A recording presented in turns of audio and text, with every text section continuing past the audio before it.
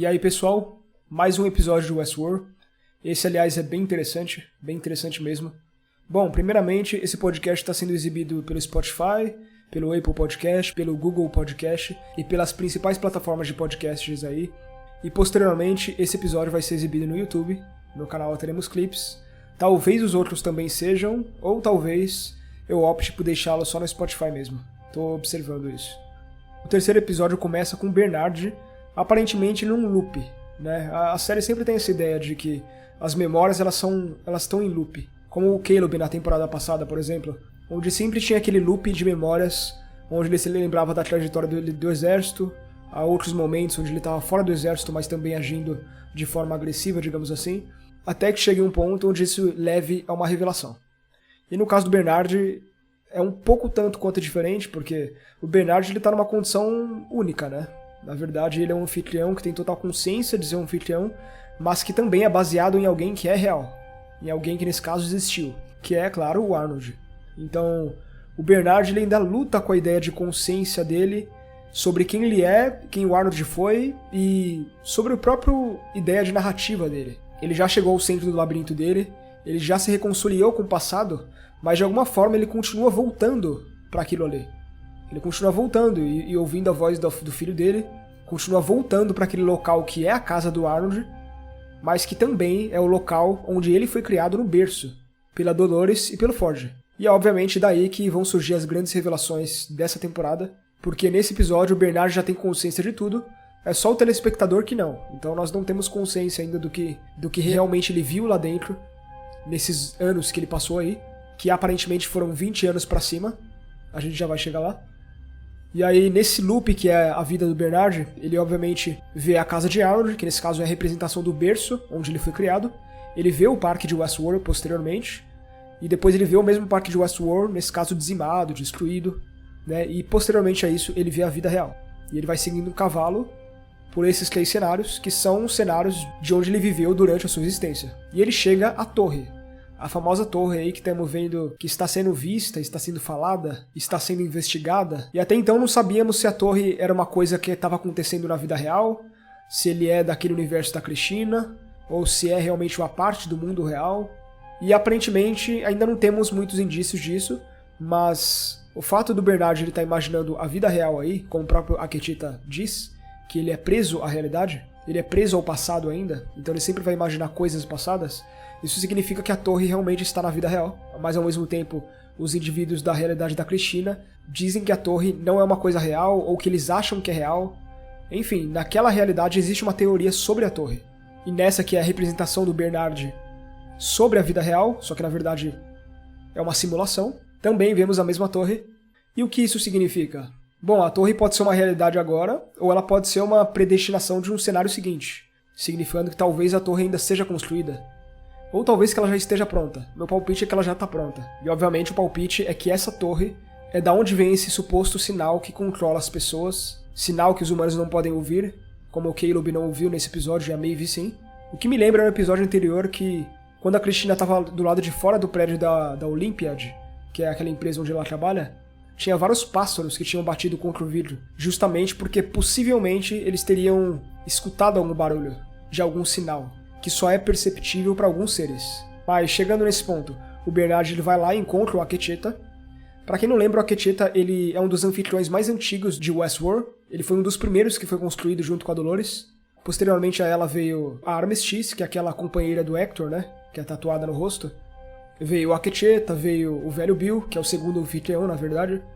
Então o Akecheta ele é um dos mais antigos, digamos assim. E nesse caso o Akecheta ele revela para o Bernard que esse é o mundo deles, que é justamente a porta que foi aberta e que agora está na cabeça do Bernard.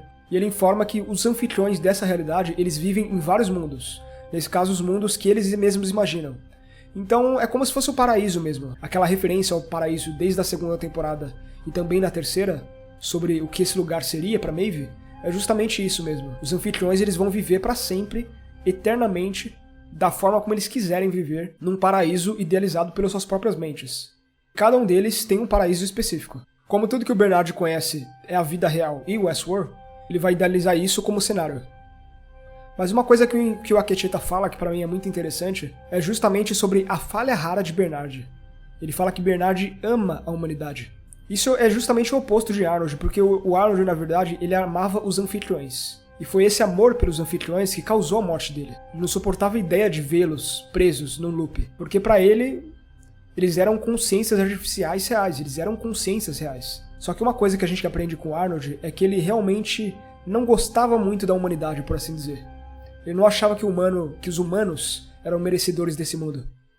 Então, na verdade, a falha rara que faz o Arnold se matar, porque ele amava os anfitriões, é a mesma falha rara que o Bernard tem pelos humanos. Ele ama os humanos, assim como o Arnold amava os anfitriões.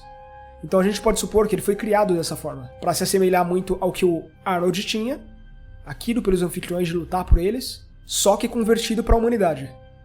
Então a gente já começa a entender mais ou menos qual seria o princípio de trazer o Arnold de volta, de trazer, nesse caso, o Bernard para essa existência. Por que o Dr. Robert Ford teria que trazer ele para essa existência? Só para ser seu parceiro durante um tempo em Westworld? Eu acredito que não.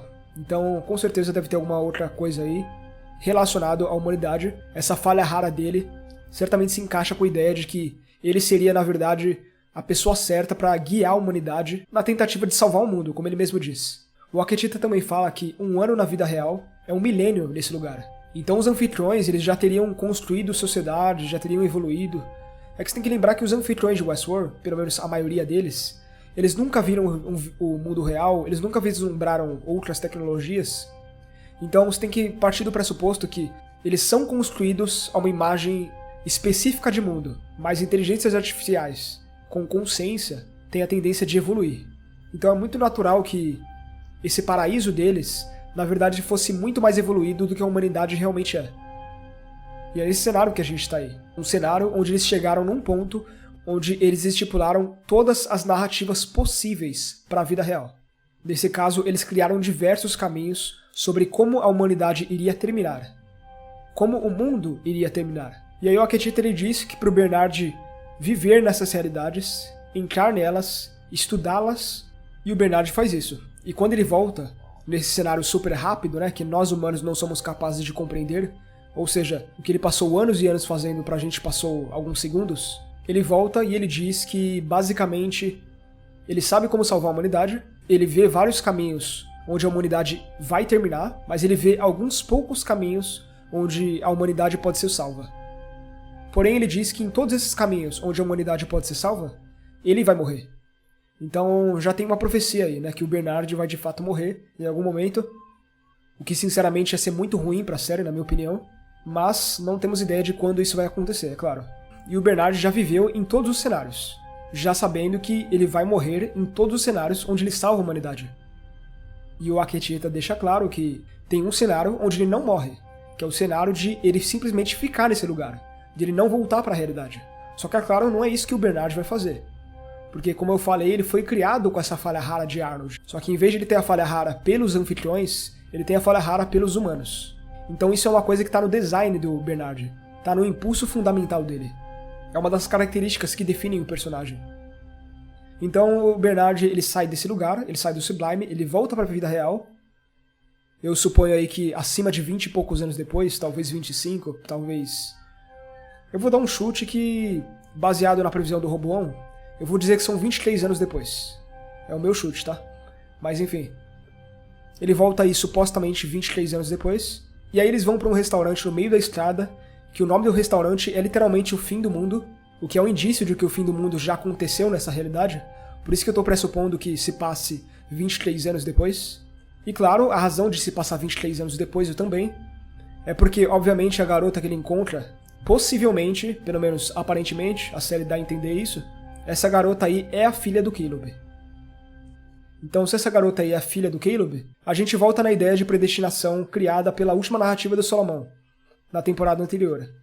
Que é a ideia de que o Caleb precisaria estar vivo para salvar a humanidade. Então, na verdade, toda aquela ideia de que, na temporada anterior, que o Caleb não podia ter filhos, que não é recomendado pelo algoritmo, a partir do momento onde ele faz o oposto do algoritmo, ele cria uma nova probabilidade. Que é exatamente o que o Bernard explicou no episódio, né? Ele tá nesse caso, nessa realidade, observando a realidade para observar qual dos cenários que ele imaginou pode ser, entendeu? E com base nisso, com base nessa observação, ele vai criar uma série de eventos para poder moldar um final para essa história onde a humanidade viva. Entendeu? Então é basicamente essa ideia. Então a ideia da temporada anterior sobre o Caleb ser o escolhido, digamos assim, se o algoritmo dizia para o Caleb não ter filhos, por exemplo, e no fim das contas a previsão final do algoritmo foi que ele teve, afinal é o sangue do Caleb, nesse caso a sua própria filha, que vai salvar a humanidade, como Bernard diz, né, que ela é a chave para salvar o mundo.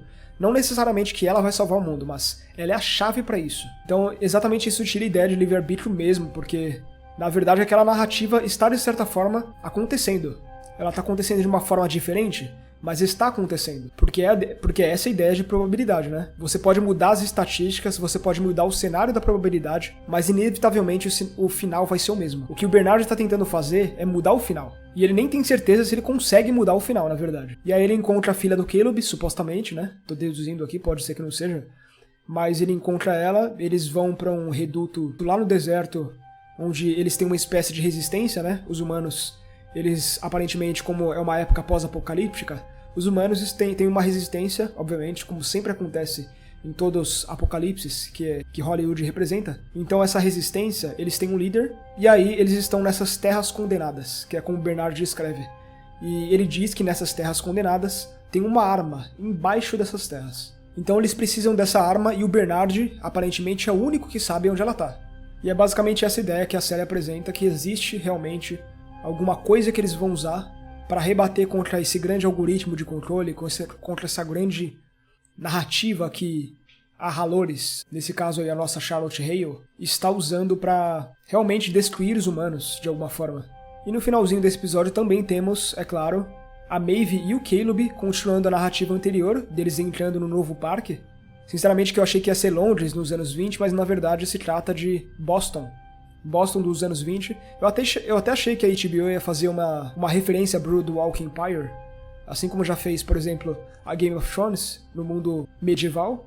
Eu imaginei que eles iam fazer alguma coisa parecida, mas não fizeram ainda. E realmente, como a Maeve estava imaginando, como ela disse no episódio anterior, isso realmente se trata de uma armadilha.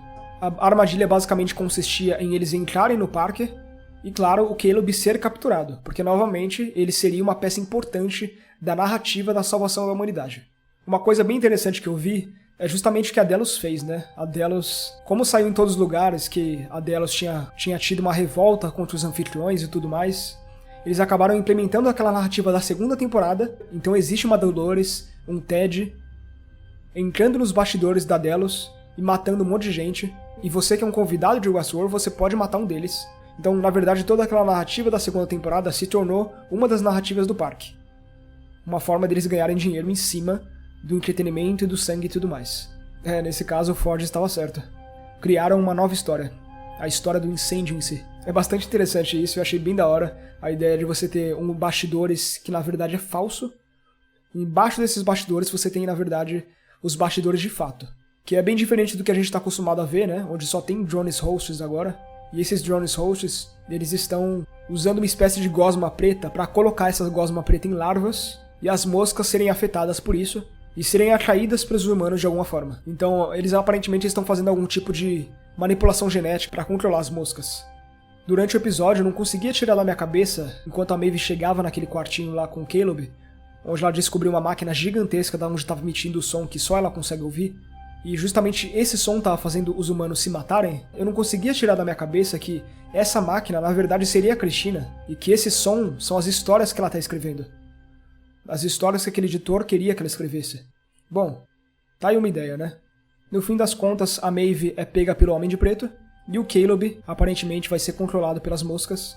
A armadilha deu certo, os dois foram pegos, e agora eu sinceramente não faço ideia do que vai acontecer. Mas eu tô gostando da temporada até agora. Vocês sabem, né, que eu sou mais focado no tema. Sobre Westworld, eu gosto mais do tema do que da narrativa, na verdade. Porque os temas de Westworld são muito bons, cara. São coisas, assim, bem profundas, bem impactantes, bem... faz você pensar, sabe? E a minha grande curiosidade da temporada, na verdade, é descobrir que realmente... que espécie de tecnologia é esse que eles estão usando?